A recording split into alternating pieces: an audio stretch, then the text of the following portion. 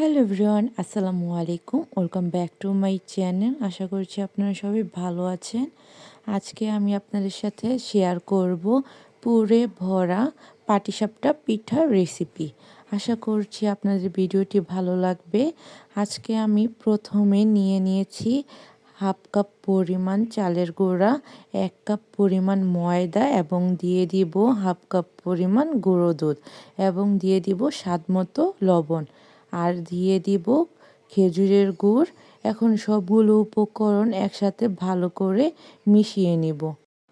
এখন অল্প অল্প পানি দিয়ে একটা মসৃণ ডো তৈরি করে নিব পাটিসাপটা পিঠার জন্য।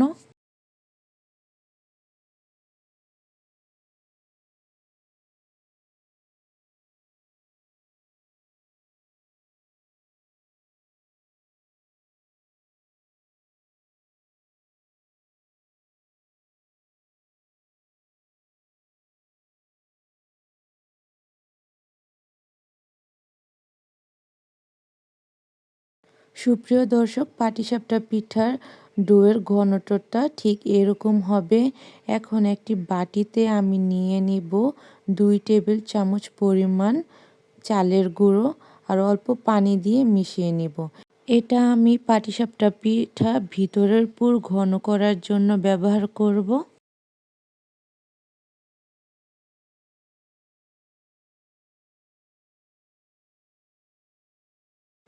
এখন একটি প্যানে পানি গরম করে নিব এবং এর সাথে দিয়ে দিব 1 কাপ পরিমাণ গুঁড়ো দুধ এবং গুঁড়ো দুধকে ভালো করে মিশিয়ে নেব বলক আসা পর্যন্ত।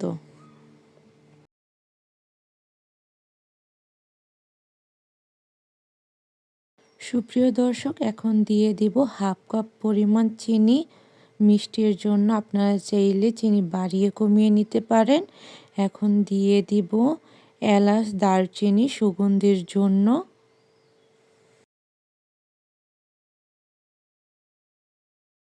সুপ্রিয় দর্শক, এখন দিয়ে দিব আগে থেকে চালের গুঁড়া পানি দিয়ে যে গুলিয়ে রেখেছিলাম সেটা। এটা দেওয়ার ফলে পুরটা তাড়াতাড়ি ঘন হয়ে আসবে। দেখতেই পারছেন আমার পুরটা তাড়াতাড়ি ঘন হয়ে আসছে এবং আরেকটু পরে আমি নামিয়ে নেব। আপনারা চাইলে এ পর্যায়ে নামিয়ে নিতে পারেন।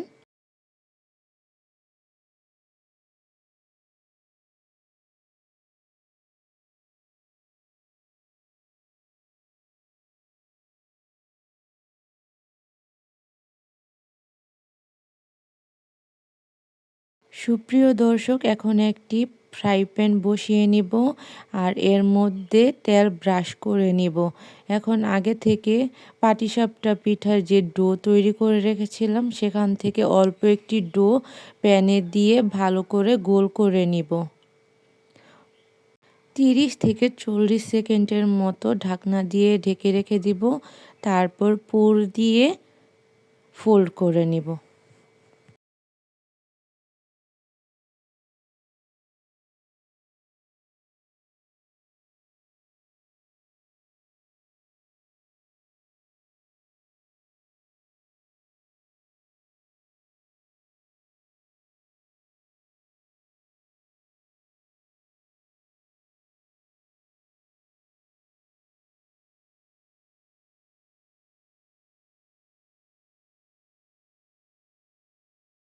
সুপ্রিয় দর্শক, একইভাবে আমি সবগুলো পিঠা তৈরি করে নিব।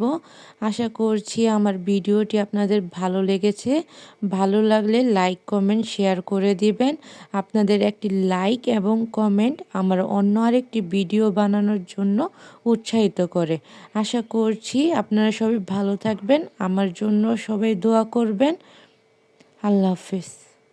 আর আমার ভিডিওটি কেমন লেগেছে অবশ্যই কমেন্ট করে জানাবেন এবং আমার ভিডিওতে একটি লাইক দিয়ে দিবেন।